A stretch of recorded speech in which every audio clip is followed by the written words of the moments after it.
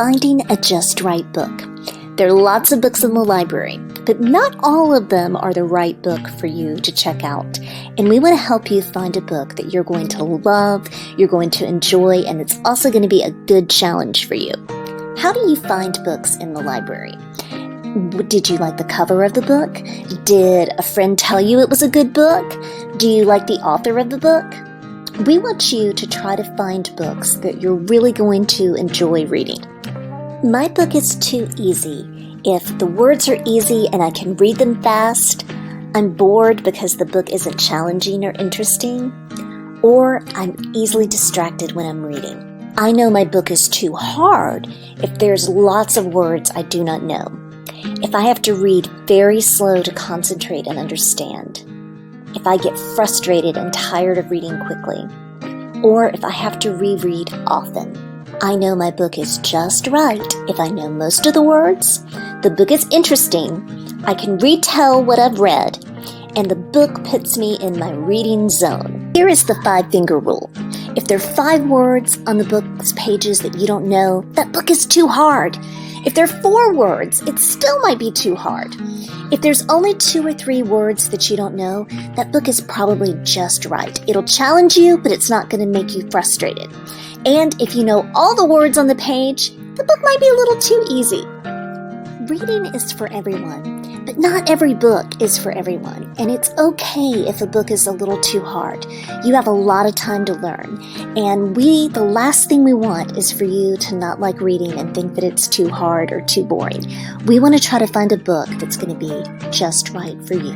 The story today is Goldilocks and the Three Librarians by Jackie Minns Hopkins, and the illustrations are by John Manders. Once upon a time, nestled deep in an enchanted forest, there lived a book-loving bear family. Papa Bear was a public librarian, Mama Bear was a school librarian, and their son Baby Bear was a librarian in training at Grizzly Preschool. One morning, a little girl named Goldilocks was on her way to school.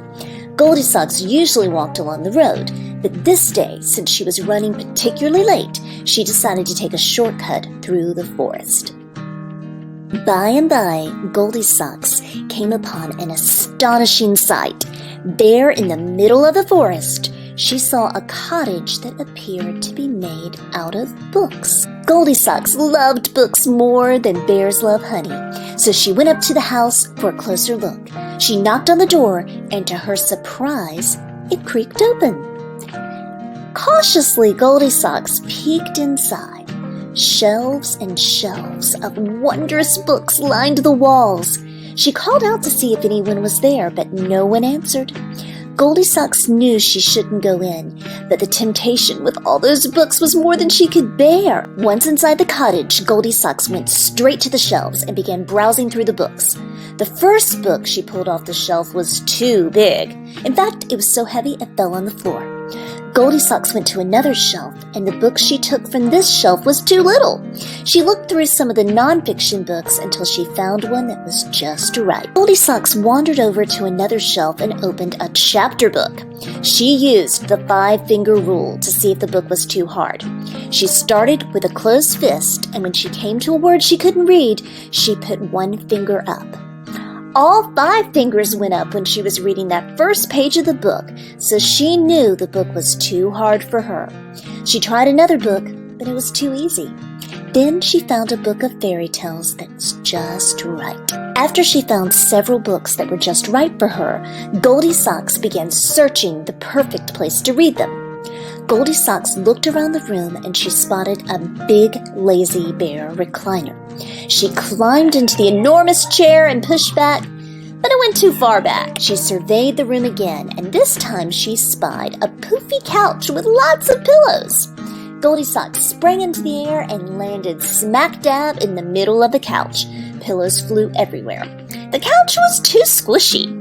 Maybe there's a comfy place upstairs, she thought. Goldilocks reached the top of the stairs. She saw a tent made out of blankets. She crawled inside the cozy tent and opened the book of fairy tales and began reading.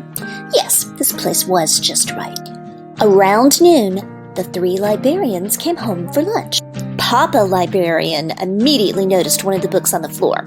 "Somebody's been looking at my books and left one on the floor." Then Mama Librarian said, "Somebody's been looking at my little books and someone put it back on the shelf with the pages showing instead of the spine." Then Baby Librarian said, "Somebody's been looking through my nonfiction books and one is gone." Papa Librarian looked at another shelf and said, "Somebody's been looking at my hard books and left one on top of the shelf." "Somebody's been looking at my easy books and put one on the back of the shelf upside down," said Mama Librarian. Then Baby Librarian said, "Somebody's been looking at my fairy tale books and one is gone." Papa Librarian saw his favorite chair was not in the same position he left it. "Somebody's been sitting in my recliner and left it pushed back." Then Mama Librarian said, "Somebody's been on my poofy couch and knocked all the pillows on the floor." The 3 librarians crept up the stairs, and when they got to the top, Baby Librarian said, "Somebody's been in my cozy reading tent, and there she is!" Goldie Socks looked up from her book and saw the big sharp teeth of the 3 librarians. They were smiling at her. Papa, Mama, and Baby Librarian joined Goldie Socks in the tent, and Papa Librarian read a story to everyone, and it was just right.